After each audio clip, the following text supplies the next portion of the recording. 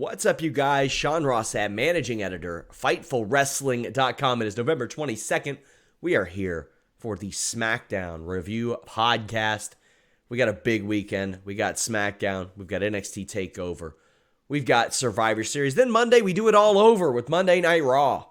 So leave a thumbs up. Make sure you all subscribe. If you're watching live at youtube.com/Fightful, donate a super chat. We also syndicate these shows on our Facebook now. And based on the big purge YouTube is doing with certain advertisers, we might be streaming over there too. So hopefully everything ends up okay there. But I am joined by Mr. Warren Hayes. Warren, how you doing? I'm doing really well. Thank you, Sean. And I'm just going to put this out there as a forewarning. My daughter has some of her friends over. We have a preteen sleepover happening. So if you hear an occasional odd squeal, please relax. It's everyone who is supposed to be tied up in my basement is secure there. It's just kids being kids. When you have sleepovers, is it like a zombie sleepover? Like, is that what you do? Oh, cause I'm dead. Yeah. Is that? Oh, yeah. That's gee, it. Wow, that's funny. That's amazing. I feel like we just jumped back into July. That's so funny, Sean. Yeah. Anyway, guys, donate a super chat. Any amount, get your question or statement read on the air. But hey, maybe you want a lot of questions read on the air. Maybe you want answers to a lot of different things. Well, when you subscribe to our premium service, FightfulSelect.com, you can ask as many questions as you want in my bi-weekly Q&A shows. Eventually, we're going to make those weekly, but right now we do them every other week. You can ask as many questions as you want.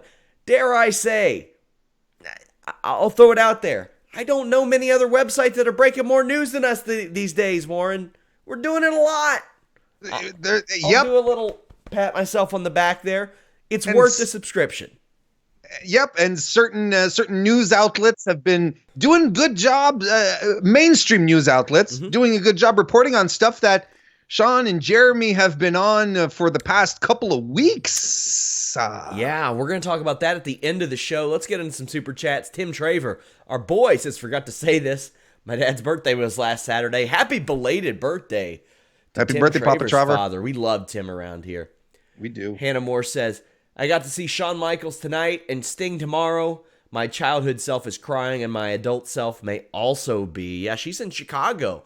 Our esteemed moderator, Hannah. Hopefully she has a really great time. I hope that everything goes according to plan. She had a rough go of it in LA. Jamancito Gomez says, love Fightful, only unbiased site left. That's important to us, guys. Like, I know there are things that I favor, and there are things that I mention a little bit more.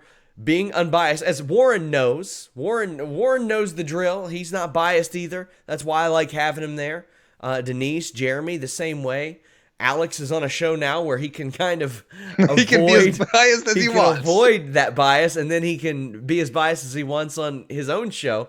But I'm only biased in regards to Kona Reeves. Oh, yeah. That's the only thing I'm really biased on. But yeah, fairness is important to us. Rob Wilkins says, early flight to Toronto tomorrow. Have a great show. Thank you, Rob. We appreciate it, my dude. Let's go ahead and talk about SmackDown. We are going to talk about Ring of Honor at the end of the show. Rhea Ripley defeated Charlotte Flair and Sasha Banks. Each has Team NXT, Team Raw, Team SmackDown. But we get the Sasha promo. Of course, she goes into the UC line. I wish an agent would say, Sasha, you don't have to say that. You don't need to say that every time around. But either way, she calls out Team Raw, but both Raw and NXT shows up. Well, we think Team NXT shows up. Yeah, I don't know if it's Team NXT, Warren. Well, I think it's safe to assume at this point it is. I mean, they showed up with 5 women. Okay, they did the same thing last week where they showed up with, women who, a lot of them didn't turn out didn't turn out tonight either, like Dakota Kai, for instance. But, I think it's a safe bet. I had a lot of people on Twitter a bit surprised that Io Shirai was not there. I wasn't all that surprised. First of all, I like it because it's continuity. It makes sense. Why would Rhea Ripley run to SmackDown with women against whom she's fighting in War Games? Like that just doesn't make sense. Io Shirai, Bianca Belair, they're all on the other team. They were all baby faces tonight. That makes sense to me because Rhea Ripley's the baby face at War Games. And not seeing Io, if she's not in Team NXT, then that probably guarantees that she's going to kill herself at War Games on Saturday night. And I think she might need a rest. I think she just might need a rest on Sunday. Well, Rhea Ripley fits right in with these two girls. And why is this happening? Because Rhea Ripley makes a Captain's Challenge match. So I think she kind of announced that she's the captain. Mm-hmm. And with Alicia Fox out of the fold, that's okay to do. Oh, now I kind of want her to walk around with the captain's hat now. Rhea Ripley rocking the captain's hat, that's something WWE would do. That's one step above jacking off in a boiler room. That's something that they would have her do.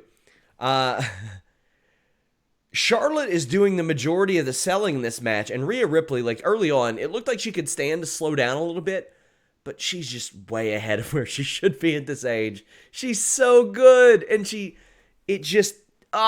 looked like she belonged, because she does. The entire Rhea Ripley, the transformation that this woman has gone through over the 3 years? Like, remember her in the first Mae Young Classic, and then she turns up at the second Mae Young Classic, and she's decked out in jeans and leather, and she's got piercings, and half of her head is shaven, and she's just mad at everything. The transformation she's went through is fantastic, and even the amount, the quantity of improvement she has exhibited since winning the NXT UK title, because her reign was short and was fairly unspectacular. But after that, she got injured. And since she's been back from injury, man, she has been astounding. Like, she's impressed me. She has improved tremendously. She's ready to hang with Charlotte, with the likes of Charlotte and Sasha. She proved it tonight. I see some people criticizing her drop kick, but not every drop kick is going to be Maven or Randy Orton or Bob Holly. A drop kick is a drop kick because you plant 2 feet on somebody and knock them down. They're going to look different. They're not all going to look the same. There are a lot of power strikes here, and you can really see Rhea Ripley like feeling out the pace of this match more as it goes on, which I love. Mm-hmm. I thought that Rhea based for one of the best meteors I've seen in recent memory. It's like there were magnets attached to Rhea's shoulders, right, and Sasha's shins, and boom, and then Rhea caught her, went right down with it. It looked great. She broke up a pin after the natural selection, too. Just really good stuff. Ripley ate a natural selection herself, and my only complaint about this was a comment that Michael Cole made. Because when Ripley got into the ropes, Cole goes, "Oh, well, that won't break the count." But it will. Yeah. It will. Yeah. And I had some people confused when I tweeted about that. It's a triple threat match, therefore no DQ. But it isn't falls count anywhere. Getting to the ropes isn't DQ related unless somebody holds on to it. Then the referee can disqualify them, which would not happen here. However, if you're in the ropes or underneath the ropes, that is technically outside the ring. Even though you're like not rolling around on the floor, if you're not within the ropes, that is technically breaking the plane outside the ring. That means you're pinning someone outside the ring, and that's not allowed in a triple threat match unless it's a falls count anywhere triple threat match. Just my only gripe there. Meanwhile, we go into one of my favorite finishes in recent memory, Warren. And I promise I'll let you talk in a moment, but from a psychology standpoint, it was masterful, and I love it. Charlotte applies a figure 8 to Sasha, and then Ripley crucifixes Charlotte to get the win. Now, the thing I love about this is Charlotte is her own undoing here. She can't kick out because she's got her legs locked up. Oh, it was magnificent. I know people in WWE watch this show. And you know what? Toot toot. That's me honking or tooting my own horn there. But please reach out to me. Tell me who came up with this spot. I would love to know who came up with this spot. I want to shower them with praises and send them an edible arrangement. Ethics be damned. I was going to say. I love it. What's happening? I love it. We're unbiased, but we're going to send you fruit baskets. You're goddamn right. Get ready for that pineapple. I love the ending for the exact same reason. And it's now I will never look at the figure 8 the same way again from this point on. Every time I'm going to see Charlotte lock it in, do the little thing you think I'm like, you're screwing yourself in any type of situation where she's in a tag team match or another triple threat or whatever. I'm like, she can't do this again. She's been exposed. The figure 8 has a tremendous weakness. Charlotte puts herself in a position, not only Charlotte, but Sasha as well, because she's locked up. She can't go break up the pin either. It was brilliant. I adored this ending. It was fantastic. It was just really good. Rhea Ripley belongs. And now, obviously, WWE wants NXT to be on an even plane. I'm hoping that after Survivor Series, everyone goes back to their original brands. Because what I do not need is Batista versus Big Show at the Hammerstein Ballroom from 2006 ECW. And I know they saw the viewership and they're like, okay, we beat AEW for the first time. You don't need it anymore. Let them star on their own. And you know when you get the crossover, you get it at the Royal Rumble. You get the crossover at WrestleMania. You get the crossover at any pay-per-view. Because let's be honest, if they're going to portray all these as even, then I'm completely fine if NXT is on pay-per-views as well. Sure. I don't mind that at all. It's not like we're doing WCW, NWO, and NWO is some renegade outlaw group. Like, WWE owns NXT. That's what it is. You want to talk about something else I like, Warren, which is going to happen a lot on this show, and it feels good, doesn't it? Yes, it does. Feels good to be feeling like this on a Friday instead of a Wednesday with old Palowski hanging around, you know. Ditched him. By the way, you can check out his review at FightfulSelect.com. But Sami Zayn is backstage, and he kind of annoys Baron Corbin. And I kind of like that he stood up to Corbin. Sure. And he was like, come out there and face me. And he didn't. But he's got Nakamura, and he unveils this Intercontinental Championship, Warren. Ooh, boy. I like it. I like it. It looks like it's progress motivated, like inspired. And yeah. Sorry, go ahead. No, go ahead. I already did a damn video on the thing. Go ahead. Talk about it. I thought. Look, I like. They've clearly been on a design, a very interesting design tangent that kind of started with. That kind of started with the 24/7 title. It almost feels like the 24/7 title was the prototype to this one, you know, because there's a lot of similarities in the way that they're circular, the rings, like it looks like a they both look like they're vinyl records, you know, and in their design. But this looked fantastic as far as their modern main roster designs go. This is clearly one of the prettiest that they've done. It looks good. It looks like a championship title belt. Doesn't look like a toy. Doesn't look like something that they just slap the colors on because, oh, this is the color of this brand. It just looks like it matters. It looks like a great contemporary looking title. And of course, look, we all have a soft spot for the old IC title. We do. It has the history. We've seen it on to fill. Yeah, absolutely. But it's nice to have it retired as well. It just adds to its sheen and its mystique. And unlike what a lot of conspiracy theorists are saying online, I don't think it's because of Cody Rhodes. I don't either. Insinuating that he's being sued by WWE that they decided to pull the white belt because he brought it back in 2000. Hell no. Look, at some point, who folks, said that? I want to fight them physically. That is the dumbest ass thing I've ever heard. There has got to, at some point, not everything is motivated by taking shots. Because they didn't design the belt since, when was the...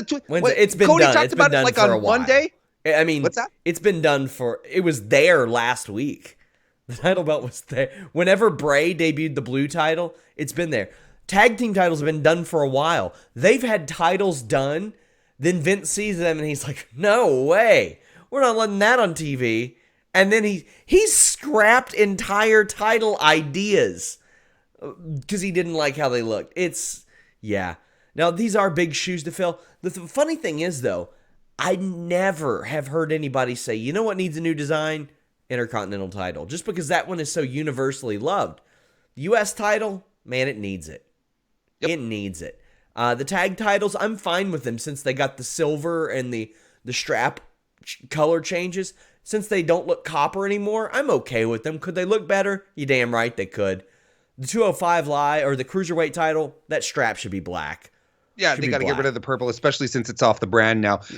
I will say, for the record, my favorite titles in all of WWE right now are the UK belts. They all look like goddamn works of art. They are all spectacular, right down to the tag team titles. They are all beautiful. And the WWE titles are going to be what they're going to be forever.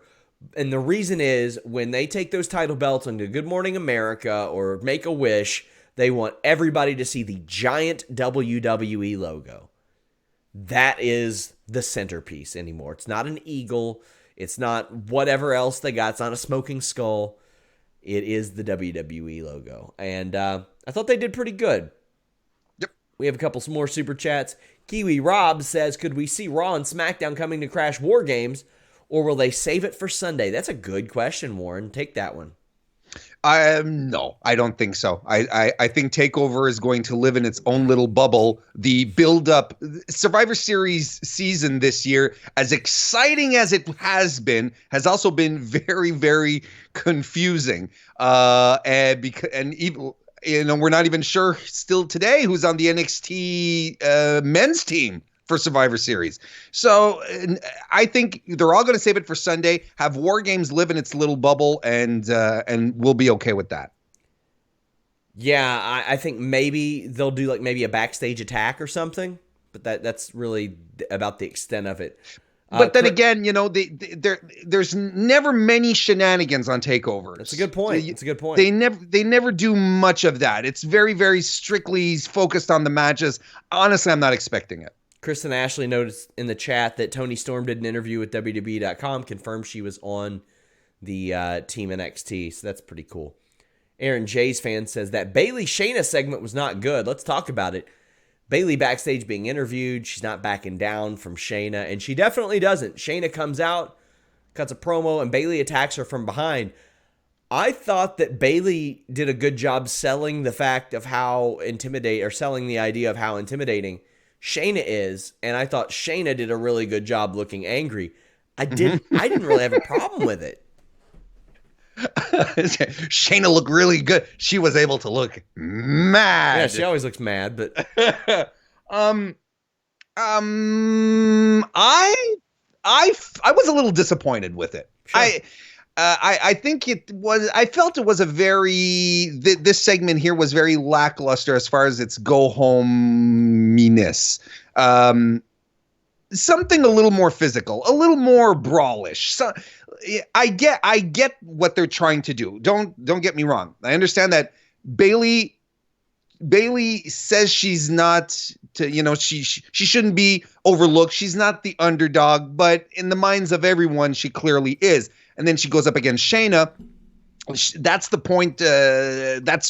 Shayna is intimidating. She's taller. She's stronger. She looks fierce. So I get what they're doing. They're playing in a little bit of the chicken baby face as well. But I would have liked something a little more clever, maybe Bayley getting some real licks in, because I think we're all in agreement that even up to this point, we don't feel that Bayley has a chance, which is probably the indication that she's probably going to win. But I would have liked her to get a little something on Shayna as well, like for real, something a little more with a little more oomph to it, or have Becky show up and have the three of them go at it for a bit. That would have been fun too.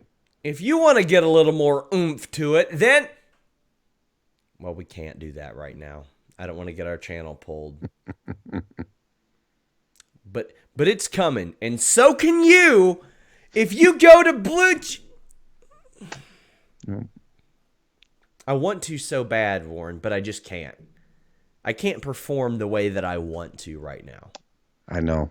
But the thing is, if you always want to be able to perform just the way that you want, do you all see what I'm saying here? Do you all understand what I'm trying to say to you, but I feel like I can't because YouTube might kill our channel? Do you understand that if you go to that site, and you get approved for a prescription there, which is very important, and you use the code FIGHTFUL, that you will be able to real good. Mm-hmm. There's a color that I'm thinking of.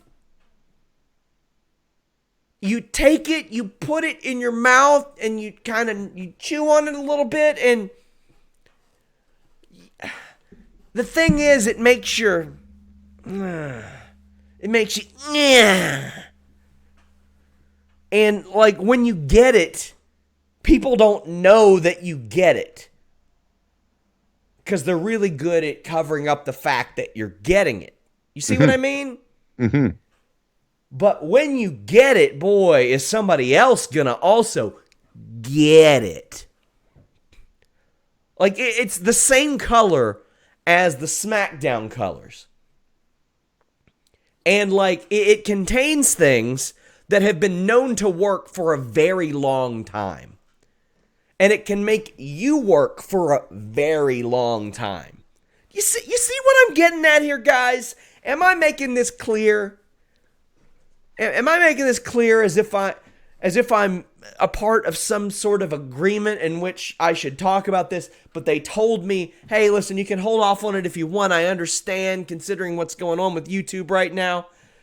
But I'm just saying, if you want to perform, if you want to be the sole survivor at your own discretion, you need to check out that particular website and use the code FIGHTFUL. You can go to my Twitter. I'm going to talk to you all about it. BlueChew.com, code FIGHTFUL. I got to sneeze. BlueChew.com. Code FIGHTFUL. Please do not kill our YouTube channel. It pays full-time employees of Fightful their salaries. And let me tell you, you need a prescription for this. It's important that you all know that. Thank you. You also just probably go ahead and subscribe to Fightful Select. It'd do us all a favor. Undisputed Era show up and run off Zayn and Nakamura. But then New Day show up and bring out Heavy Machinery. And I just got to say, I'm so happy about how wrong I was about Heavy Machinery. They're so good. Mm-hmm. They're really good. Could you imagine if WWE had these guys in the 90s, in the mid-90s, when everybody was a trash man and they brought the Bushwhackers back? I just want to imagine Tucker Knight doing a moonsault to Bushwhacker Luke. Like, they seem like modern-day Bushwhackers, but they can work. And, hey, to be honest, the Bushwhackers could work, too, back in their day when they were the sheep herders. But sure, this was good, Warren. This was a good match. This was a lot of fun with Kofi in his in his ideal tag team spot, being the babyface in peril for the entire time. What I loved here is that it really showcased the unity that Undisputed Era have. The quick tags in and out, the snappy little double teams, and I think this was important. We hadn't seen on main roster and Undisputed Era work as a unit, so you can tell that they're more than just like four guys who are in a faction. They really, really work well together. The match was a lot of fun. Otis really is. He's a pastiche of a 1990s wrestler. That's what he is. And because of that, because he's so unique in it, and because they really do lean into it, yeah, he's over like crazy. His hot tag was absolutely fantastic. All he did was run into guys, but he did it with such energy and verve, and the crowd was into it. I usually think that Big E has some of the best hot tags in WWE, but holy shit, he's got some real competition with Otis tonight. And Undisputed Era was the perfect 4-man team to bump and feed for that hot tag as well. I loved when Otis and Big E almost got into it at ringside, because that was something I didn't know I needed to see. Kofi sold for a great portion and didn't even, Heavy Machinery didn't get in. Tucker hits a moonsault, and a pretty solid one too. Not the best I've ever seen, but a pretty solid one. Do you think Humberto Carrillo is going to call him up like, "Hey, brother, you're stealing my finish"? Brand warfare. Who cares? But this was good. Kofi misses an attack outside and gets caught with a high-low. Very great. And Strong ends up pinning Tucker. This ruled. It was. Ruled. Strong confronts Nakamura on the ramp. AJ comes out to attack. Then we get this OC promo that we come back to, and they're just going off, and the crowd's chanting CM Punk, and Styles is like, "Yeah, I'd wipe the floor with him." What? I don't know. The OC showed up to cut a promo. That's essentially what they did. That's their big Survivor Series send off. The guys from Raw come in and they cut a promo, trashing the city. You got to admit, though, Sean, it's very interesting that we're now in an age where WWE probably feels a lot more comfortable referring CM Punk on its programming now than before. You know, and we were expecting it. They were in Chicago. The crowd went for it a couple of times during the evening, and in a sense, it's maybe not as annoying as it once was, but I think I think it's okay for AJ to sort of lean into it. It seems less obnoxious in Chicago after CM Punk has been back on backstage than it did before. And that's basically what I've been trying to say. Thank you, Mr. Summary. Young Bibby says Carmella should be the Iron Woman for Team SmackDown. She's been on the team 4 consecutive years. Just saying. Well, I don't know who in that story is going to play babyface, heel, all that stuff. If SmackDown is portrayed as a babyface type of team, then yeah, I would have Carmella do that, because I think that she would be very good at that as well. Korosami 1997 says, was it a mistake not having Becky there? No, I don't think you want to saturate her. I don't think you want her everywhere all the time. Which, I mean, at this point, I think if she's over, she's over. She's not going to get not over. But I didn't mind it. I hadn't even thought of it, honestly. Like I said earlier when we were talking about Bayley and Shayna, I felt it needed a little something. I would have liked a good old-fashioned pull-apart brawl here, and I think if Becky had shown up, it wouldn't have been the end of the world. I would have enjoyed it. But, in all fairness, Becky showing up at NXT this week was perfect, and it can hold us off till Sunday without an issue. Her showing up there was just spot on perfect.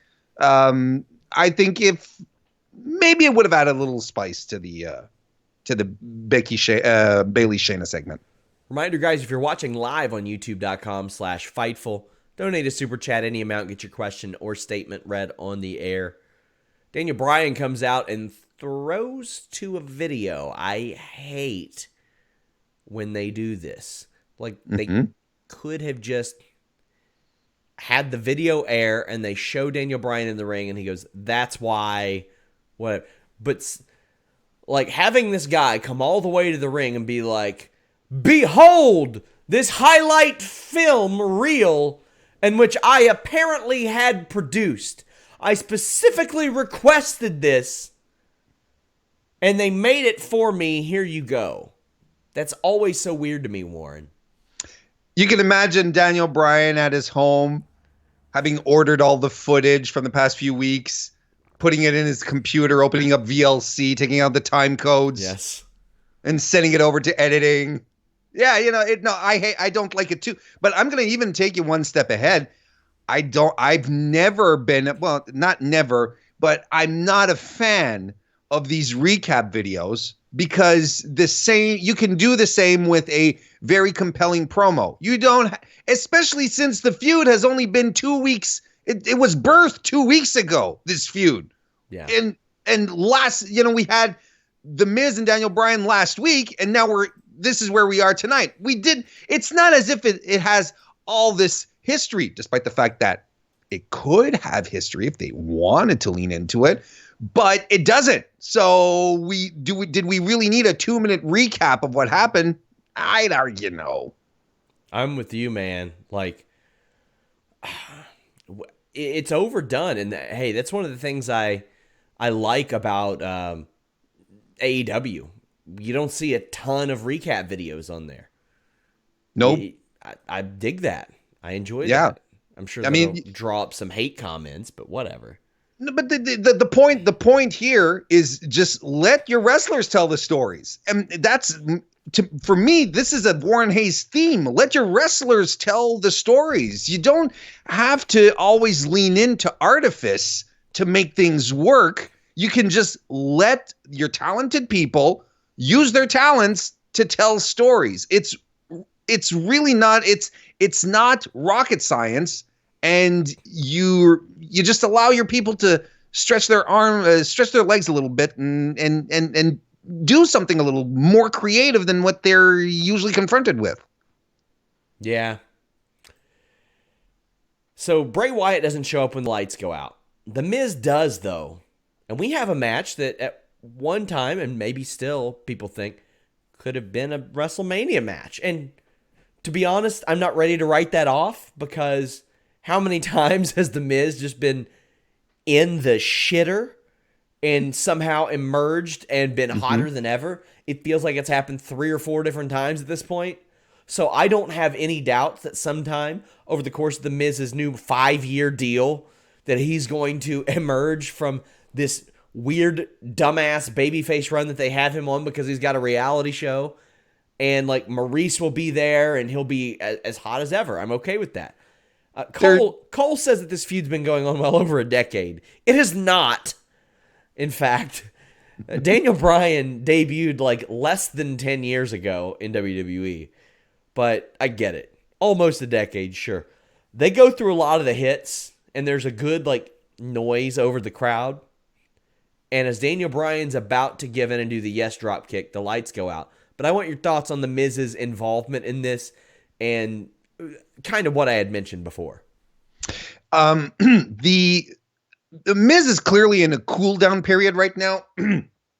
As you said, I think they're just focusing on the fact that he has his reality show, and you don't want the heel to have, if he's a heel, nobody's going to watch the show, right? Sean, of course. That's how we all think about, since kayfabe is dead, that's still how we think about our heels. We don't want anything to do with them.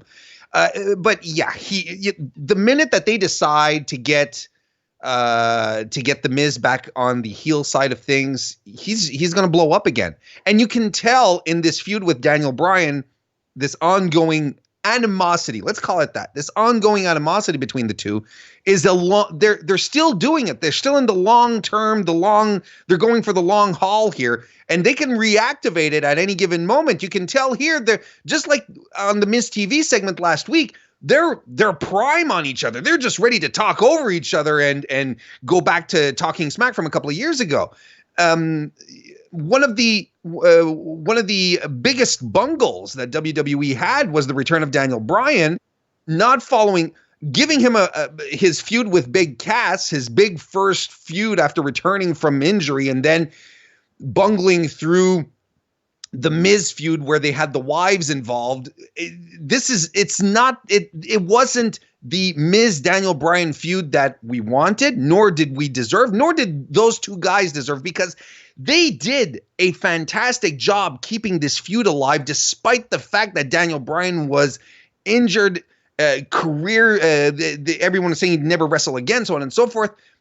They still kept the flames stoked. They made it work. So to me, this is them still adding a little gas to the fire, just keeping it alive. And at some point they can go back to it, and hopefully we'll get the Daniel Bryan Miz match that we deserve. The Fiend shows up and applies the mandible claw to Bryan. This seemed a bit lazy to me. I mean, a bit, a lot, very paint by numbers, in my opinion. And the thing is, like, the Fiend is I'd like to say one of the hottest characters in wrestling, but I don't know that he is anymore. Like, is he popular? Yeah, I see all the Fiend avatars and some of the terrible opinions that come with those on Twitter. But, like, and there are more of those than almost anything right now. But had they not fumbled the Hell in a Cell, I think that it would be just categorically different. I think he'd be in a different stratosphere than almost anybody. It's just, yeah. I mean, we've had the discussion before. There still is no reason for him to have the WWE Championship. It wasn't required. It's not needed. Again, the feud that he's having with Daniel Bryan has nothing to do with the title. They're mind gaming each other, essentially. Who's more crazy? Is it me or is it you? Again, we don't need the title. You didn't need the title for this. So, look, if they continue down this path of just having a mandible come in and mandible clawing guys, and that's being that, they're going to drive this one into the ground very, very quickly, and unfortunately, proving a lot of negative prophets, let's call them that, on Twitter, proving them right that, WWE gets something hot, but then they don't know how to keep it hot. But I mean, this is just like one thing. We'll see what happens when we really get into WrestleMania season. We'll reserve judgment. Team Corbin defeated Team Reigns. Let me just tell you, this is one of the most goddamn stupid things I have ever seen, and it makes every single person involved look like such a dumbass. All of it. From the SmackDown roster, backstage partying or something, whatever. Not listening to King Corbin, and then when Roman Reigns shows up, people are like, oh, shh. Okay, whatever. I see what they're doing now. The big dog has a big dong, and he's barking. I get it. This match makes everybody involved in it look stupid. It makes Fox look stupid. It makes everyone look so goddamn dumb. Like, the best thing I'll say about this one, the match was good. Corbin backstage dropping the line about how Ali is from Chicago, I thought was very clever. A great way to remind the crowd. But he dislikes Roman Reigns so much that he wants them to get their asses kicked before Survivor Series. Why? So we can lose Sunday? And why didn't Roman Reigns show up and go, man, you're stupid. You're really dumb. Like, put it off a week, dumbass. And this is from a character standpoint. I get it. I'm not calling the guy that plays Baron Corbin a dumbass. I'm calling whoever wrote this a dumbass. An idiot. Whoever approved this is a goddamn imbecile. Stupid. Because there's no motivation for these two teams, at least on this night, to do this. Was the match good? Yeah, it was good. It's good. But and here, like, I'm not going to talk about the end match yet because I want to talk about what happened afterwards. Corbin wins the match, Warren. Mm-hmm. The match is over. And his first reaction, hey, let me hurt one of the guys that's going to be on my team Sunday. Imagine pitching this, Warren. Hey, we're going to have Team Raw in the house. They'll know that Raw's in the house because why wouldn't they be? Why wouldn't every team be there? But he's going to beat him up. And then Reigns is going to spear him too. But then Team Raw is going to come out. They're going to team up. Ah! Warren, okay. Chad Gable gets double slammed onto an announce table. Great spot. Roman Reigns is great in this match. It's stupid that they never have anything great creatively for him. And I had some guy that was like, oh, Cena, Strowman, Undertaker, and I'm like, nice 2017 references, bro. The guy overcame cancer, and they can't find anything good creative for him. Ali gets a great hot tag, good reception. Corbin wins with a deep six. I love him winning with a deep six. But WWE slapped me right in the face with their deep six with this storyline because this was a dumb. I didn't like him winning with the deep six because he never wins with the deep six. So also, sorry to interrupt. No, did he pin Ali? Yes, motherfucker, he pinned. Yes, Ali. He did. He pinned the hometown guy. He pinned Of course, I was going to bring that up, but yes, indeed. Look, the storyline doesn't make any sense at all because here we are in brand supremacy season, Sean, where we have the SmackDown folks banding together to go on to Raw and to beat up those nasty red-wearing nincompoops. Then we have the SmackDown people heading on over to NXT, banding together once again to beat up those upstarts. But then, when it's time for them to be on their show, and they're showing this unity, they want to all work together to get, because it's brand supremacy, because we want to get to Sunday and we want our brand to win. But then we have a match where the team who's representing our brand, the brand that we've been traveling on, that we've been heading to the other shows together in shows of unity, on our show, our team that's representing us on the male side is not going to show any unity at all. And this happened. This happened on Raw as well, as you recall, where they had the stupid match between Kevin Owens and Drew McIntyre facing each other. The problem that we had on SmackDown is we didn't have the luxury of having Samoa Joe telling us that it was a stupid idea. Because Samoa Joe on Monday was telling us this is a bad team building exercise and laughing at the whole thing. Tonight, and you would have expected Corey Graves to at least lean into it and at least ask the question, you know. I know his thing is he's backing up King Corbin. Like King Corbin can do no wrong. But it's so stupid and breaks everything that overarches the Survivor Series, the brand supremacy, this thing that we're all supposed to believe in. We've talked about it before. It's tough enough to not, it's difficult enough to get into the Survivor Series brand war because there are no stakes that the wrestlers or the audience can really get invested in. So if all you can give us is brand supremacy, at least WWE, at least give us the chance. Give us the tools for us to believe that there is some sort of brand unity. And that's the thing. I usually don't read comments that aren't super chats, but somebody has the balls to say, well, 3 months ago, everybody wanted the brand split. There has not been a brand split in any way since then. They went right to Crown Jewel, which was a 5-on-5 match, inter-brand, inter-promotional. They had a tag team turmoil match that was inter-promotional. Then the next month is Survivor Series and everybody's on each other's shows. There has not been a brand split. And between that, Brock Lesnar says, I'm done with SmackDown. I'm heading over to Raw. And they don't explain it. Paul Heyman starts to and then gives up half the way through. Well, Alexa and Nikki got traded over. Jesus Christ, man. That's the thing.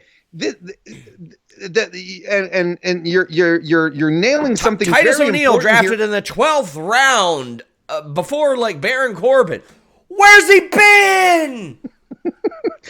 This is the important thing, is that the brand split matters if we have time to actually have the brand split sink in. Since February, I think, 2019, there was the wild card rule.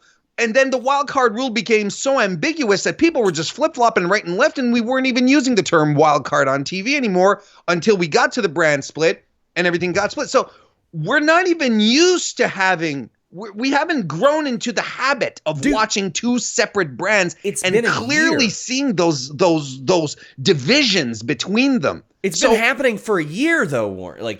A full year is the problem, and a lot of people forget about this, but from the time the NXT names were brought up, the Ricochets, the Aleister Blacks, the Tommaso Ciampas, if you remember, they were on Raw and SmackDown, and we weren't given any real reason. They were like, oh, well, they'll be on there until the Superstar Shakeup.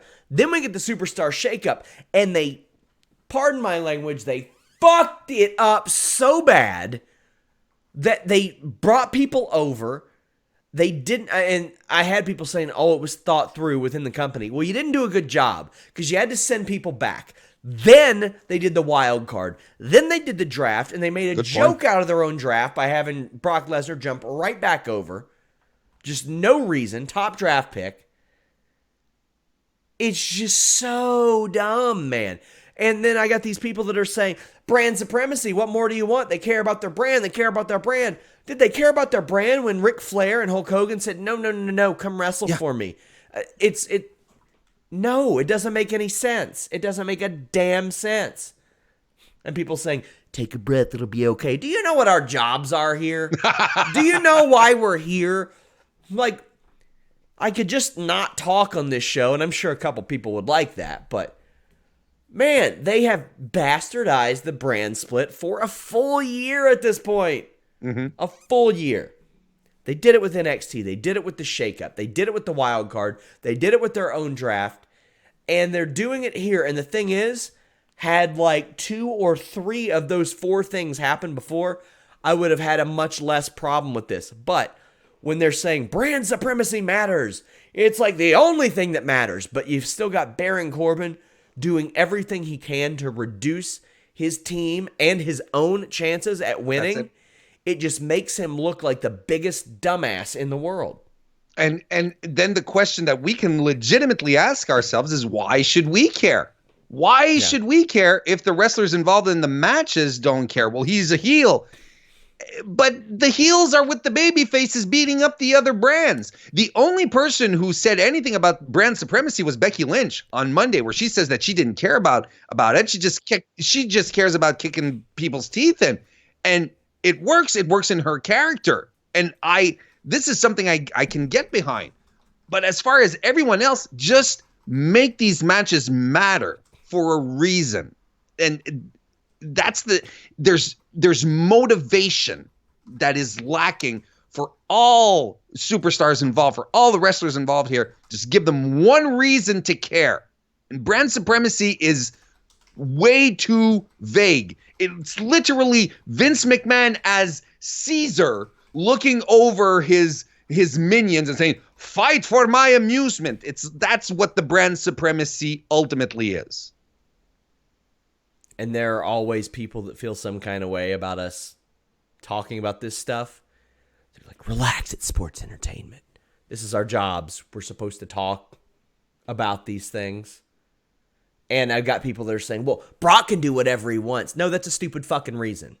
That's a stupid reason. It's lazy. And if you want to buy it, that's fine. That's okay. You can do that. But it's stupid and lazy. And that's what it boils down to.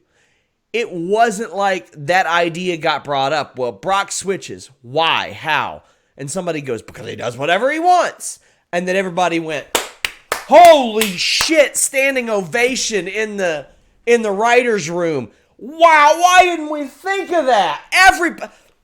Jeez, man. No, it was lazy. Yeah. It was lazy. Almost as lazy as when people say, oh, it's just sports entertainment. Well, the show is covering sports entertainment, and we cover the good and bad of it. Oh, it's sports entertainment. Oh, it's WWE logic. Oh, why do you expect that so much? I think I've been saying this for weeks, Sean, since we started. Every week, I think I've said it since we started doing the SmackDown recap together. I care because I love wrestling, and I care for WWE to do better because I expect them to do better. I really do. Yeah. And you got people saying, Heyman said he has a special contract. I don't care. It's stupid. Stupid. Then here's what you do. You just draft him to Raw. Or you put something together, which they could still do. Like I said, Naomi and the Usos show up on SmackDown in the future. You say Raw didn't even try to sign them. It was a wink nod thing to make up for Brock. Now, look, neither you and I work on creative, but here's an idea. Like, you want it to make sense? It could have been really simple. Brock wants to fight Ray, but he can't because he's on the other show. So what if Heyman starts finagling? He heads over to Raw and he starts negotiating. We actually see him go out and negotiate. Hell, why doesn't Ray? You could have had Rey Mysterio actually like make calls or calls to USA and Fox, to these executives. Actually see him go out and petition, let's get Brock on Raw because I want to fight him too. And you could have had try to get the audience behind it, a groundswell of opinion to get Brock on the show, whereas the executives are like, no, we can't do this, no. But then the audience gets behind it because they want Ray to fight him, and then when Brock finally shows up, what happens? You get a huge pop because we've been working at it for weeks. Weeks. Like, from what we know, Fox is the GM of the shows. Like, that's how it's portrayed to us, and they look stupid. Yeah, they look stupid for having drafted Brock. They look stupid for not being able to retain him. They look stupid for having their own wrestlers fight each other 2 days before the brand goes up against everybody else. It's so dumb. So dumb. Eloquent says, after Survivor Series, do you think they'll keep inserting main roster guys on NXT TV, especially now that they passed AEW? My fear is that because they passed AEW, they might, and I hope they don't. I think they will, but I hope they don't. What do you think? I'm a little fearful about that myself. If they are going to send main roster people to NXT, it has to be for reasons like Finn Balor, where it's not just him being brought over. There's a reason for him to go back, for Killian Dane, for the same thing, like some real reinvention, and not just like sending Rusev over and then Rusev being Rusev. You know what I mean? It's give them, if they are going to do it, give them something to do. But you don't want NXT to become the cast-offs of main roster who can't get over, who don't have TV time to end up there. WWE ECW. You don't want to there you go. That's a fantastic point. Because what WWE ECW was supposed to be is basically what NXT was that got it the TV deal. Yep. Also, our good friend Zachary Schimmel, one of the most supportive members of Fightful, says, getting married tomorrow, not sober, and donating to Fightful. Hope SmackDown was not bad, but not looking good hearing Sean angry as I enter. No, I thought SmackDown was very good, actually. But it's just the stupidity of that stuff at the end. And even that stupidity associated with it, I mean, I think it was a great SmackDown. Yeah, no, yes. And by the way, congratulations, Zachary. Holy Yeah. crap, man! Congratulations. Did for the brawl at the end? If we're wrapping up here, did you guys notice? Maybe I just didn't see it. But because if someone did notice, you can be sure Chad is going to correct us. Kevin Owens was nowhere to be found. Yeah, I didn't see him either. But to wrap that up, sorry, as I want to recap that real quick. Okay. Team Raw comes out. We get the Rollins-Reigns face-off and chance for CM Punk. They're in Chicago. It'll happen. But still not good for two of your top guys. You have Shawn Michaels, Triple H, and Road Dogg leading NXT in via a Jeep. I tweeted, no wonder Matt Riddle couldn't get a ride to the Performance Center that one day. They've got one car between all of them. You hear Braun's music hits. He goes face-to-face with Keith Lee, which is awesome. I love that Triple H does callbacks to a lot of his more iconic moments in some of these promos. But let's quickly put a bow on this one, Warren. Yeah, look, I thought this was a fine go-home show. We have definitely seen worse. We have seen better because the go-home show of NXT this week was phenomenal. But this was fine. And I just want to bring up Kevin Owens again because we didn't see him. And I'm going to toss out a very clear and concise theory here. I think he is the man the fourth man in Team Ciampa because he did get beat up by Undisputed Era while Triple H was trying to seduce him over to his side. Undisputed Era took him out. And he wasn't representing the Raw brand for the beatdown tonight. I'm pretty sure he's showing up at War Games, and he's Ciampa's fourth guy. They said it was going to be big. You can't get bigger than Kevin Owens, who is one of the pillars of NXT from the time, show up at a takeover. The audience is going to go bananas for it. It's going to be a great, great moment. Quickly, I want to touch on the Kelly Klein Ring of Honor stuff. A lot of what came out in the Newsweek post is stuff that we had on Fightful Select weeks ago, but they followed up with a lot more stuff. Joey Mercury obviously supplied them with some text messages, which are crazy. Insane. That Greg Gilliland, their GM, like, here's the thing. I don't want to pile on the guy. No. It's incompetent, some of the stuff, like saying Hikuleo is a waste of money. Hikuleo looks nothing like anybody else on your roster, and hey, if there's maybe one family in wrestling you don't want to piss off, it's them. Saying Maria Manic, who also looks nothing like anybody else on your roster, is not going to make them $1 million. Hate to tell you, probably not a lot of anybody else will, and that was the point.